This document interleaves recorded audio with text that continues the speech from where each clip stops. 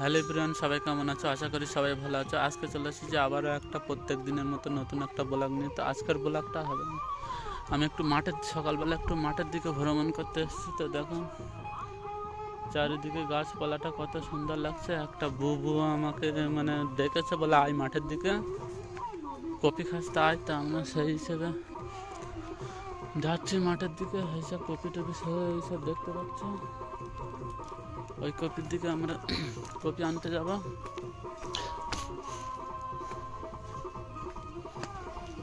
তো চলো ভিডিওটা কন্টিনিউ না করে সবাই দেখতে থাকো। চলো সবাই দেখতে থাকো ভিডিওটা।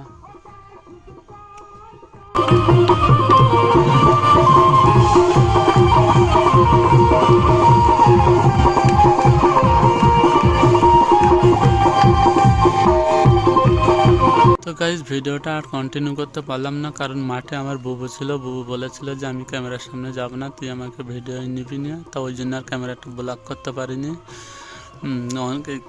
ক্যামেরাটা অন করতে পারিনি। তো বাড়ি এসে অন করছি। তো দেখো আমাদের একটা কলা গাছ আছে, এই যে এখানে এই কলা গাছে একটা কলার কাঁদি ধরেছে। আমি রান্নাঘর থেকে শটটা নিচ্ছিলাম। আর এই যে কপিটা দেখাচ্ছি, এই কপি আমি মাঠের থেকে এনেছি। তো আপনাদের দেখাচ্ছি কত সুন্দর সুন্দর কপি। দেখো এই পুরো ব্যাগ ভরা কপি এলাইছি মাঠের থেকে। তো মাঠে গিয়ে আর ক্যামেরাটা করা হলো না, তাই মাঠের থেকে বাড়ি এসে ক্যামেরাটা করলাম। দেখো কত সুন্দর সুন্দর কপি। বললাম কে কে কপি খেতে ভালোবাসে অবশ্যই কমেন্ট করে জানাবে।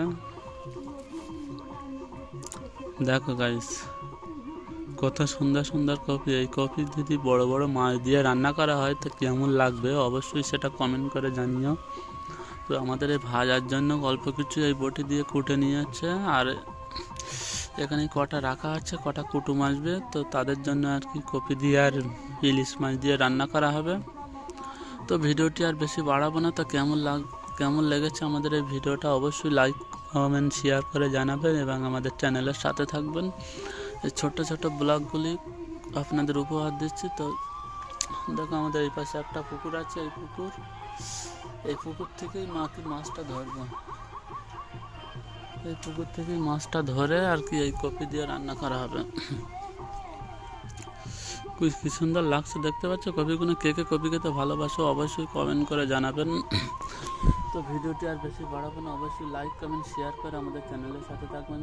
তো কে কোথা থেকে দেখতে অবশ্যই ভালোবাসা জানিয়ে আজকের ব্লগটি শেষ করতে। তো সবাইকে ভালোবাসা ধন্যবাদ জানিয়ে আজকের ব্লগটি এই পর্যন্ত। আল্লাহ হাফেজ।